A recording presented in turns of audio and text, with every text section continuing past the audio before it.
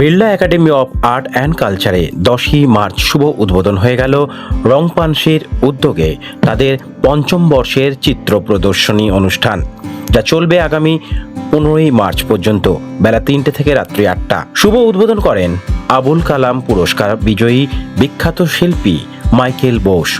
পাশাপাশি অতিথি হিসেবে এদিন উপস্থিত ছিলেন টলি তারকা অভিনেত্রী গার্গী রায় চৌধুরী সহ অন্যান্য বিশিষ্টজনেরা। মোট 18 জনেরও বেশি শিল্পীদের 60টির ওপর কাজ এই প্রদর্শনীতে স্থান পেয়েছে। শিল্প ও ভাস্কর্যের মেলবন্ধনে এই প্রদর্শনীর মুখ্য উদ্দেশ্য হল যারা নিজেদের শিল্পী সত্তা থাকা সত্ত্বেও হারিয়ে যাচ্ছে তাদের নতুন করে ফিরিয়ে আনা এবং সকলের পাশে দাঁড়ানো। রংপানসির তরফে শিল্পী তন্ময় বিশ্বাস সকলকে ধন্যবাদ জ্ঞাপন করেন উদ্বোধনী অনুষ্ঠানে সাফল্যমণ্ডিত করে তোলার জন্য। স্বনামধন্য শিল্পী মাইকেল বোস জানান, শিল্পীদের ছবি বিক্রি করার জন্য সকলকে এগিয়ে আসতে হবে, তাহলেই শিল্পী ও শিল্প সত্তার পরিবেশ আগামী দিনে সুন্দর ও সুচারু হবে। রংপানসির এই উদ্যোগকে তিনি সাধুবাদ জানান।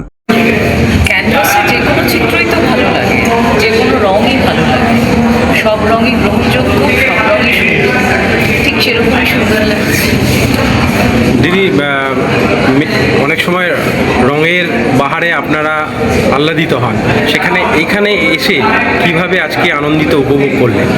রঙের বাহারে পাল্লা মানে মেকআপ নেন আপনারা, অভিনয় করেন, সেখানে রং তুলি সব থাকে, এখানে আলাদা একটা রং তুলি, এই যে আনন্দ। সব রঙের মধ্যে একটা আলাদা মাধুর্য আছে। ক্যামেরার সামনে দাঁড়াতে গেলে যেটুকুনি রঙের প্রয়োজন কিংবা রঙবিহীন হয়ে থাকাটাও যে প্রয়োজন, ক্যানভাসের মধ্যে সব রং যেন একাকার হয়ে যায়, সবটা মিলিয়ে মানুষ সবটা মিলিয়ে সমাজ। উদ্যোক্তাদের কি শুভেচ্ছা জানাবে?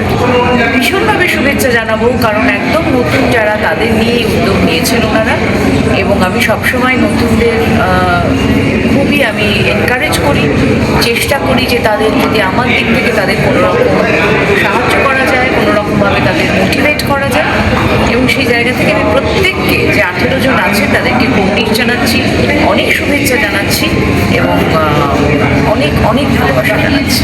নতুন প্রজন্ম আমি ঘুরে দেখলাম প্রত্যেকের ছবি খুব সুন্দর এঁকেছে, ভীষণ সুন্দর ছবি এঁকেছে, এবং সুন্দর শুধু ছবি এঁকেছে না, ছবিগুলো এত ভালো করে বানিয়েছে এবং এত খরচা করে ওরা এক্সিবিশন করছে। এই ছবি বিক্রি হওয়া দরকার, বিক্রি না হলে ওদের মন ভেঙে যাবে।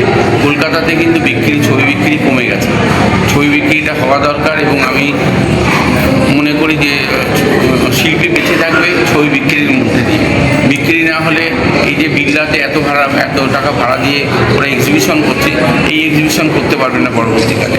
সেই জন্য ছবি মানুষের কেনা দরকার, এবং বাইরে বাইরে চেন্নাই, বোম্বে, ব্যাঙ্গালোর এখানে ছবি বিক্রি আছে, কলকাতাতে কিন্তু ছবি বিক্রি নেই। এইটা হওয়া দরকার, হলে কী হবে, তবে ওরা শিল্পটাকে ধরে রাখবে। দাদা, আপনার স্টুডেন্টরা মিলে এই এক্সিবিশন করেছে, আপনাদের তরফ থেকে কি এই বিক্রি কোনো ব্যবস্থা বা কোনো আয়োজন আগামী দিনে করার কথা ভাবছেন? চেষ্টা করছি, কিন্তু দেখা যায় এর জন্য পশ্চিমবঙ্গ সরকার বা ভারত সরকারের এগিয়ে আসা দরকার শিল্পীদের বাঁচিয়ে রাখার জন্য। যে ছবি বিক্রিটা খুব প্রয়োজন, ছবি বিক্রি না হলে শিল্প বেঁচে থাকবে না।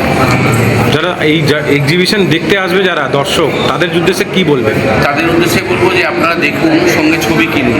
যদি ছবি না কেনেন তাহলে এই শিল্পীরা বেঁচে থাকতে পারবে না। সেই শিল্পীদের বাঁচানোর জন্য, শিল্পীদের টিকে থাকার জন্য ছবি বিক্রিটা প্রয়োজন।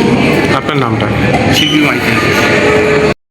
প্রথম কথা হচ্ছে 2019 সাল থেকে আমাদের এই রংপানসি গ্রুপের সূচনা। রংপানসি গ্রুপের দুটো করে এক্সিবিশন চলে প্রত্যেক বছর, একটা হচ্ছে হাফ ইয়ারলি, একটা অ্যানুয়ালি।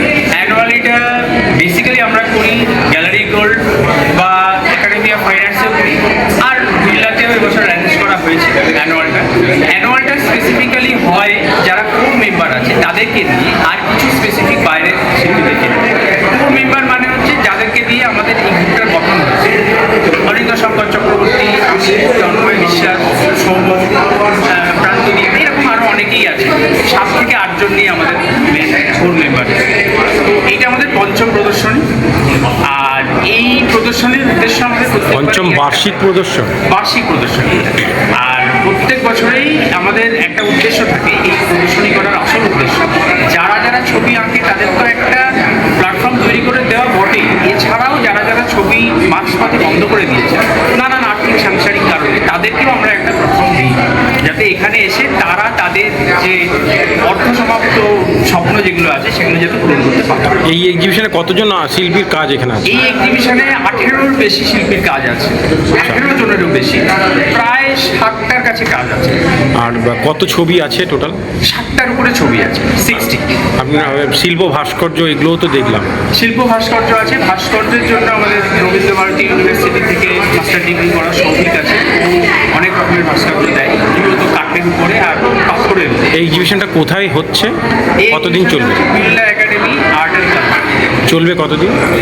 এইটা আমাদের 10 তারিখ থেকে 10ই মার্চ 2026 থেকে 15ই মার্চ 2026, আজকে আমাদের উদ্বোধনী দিন।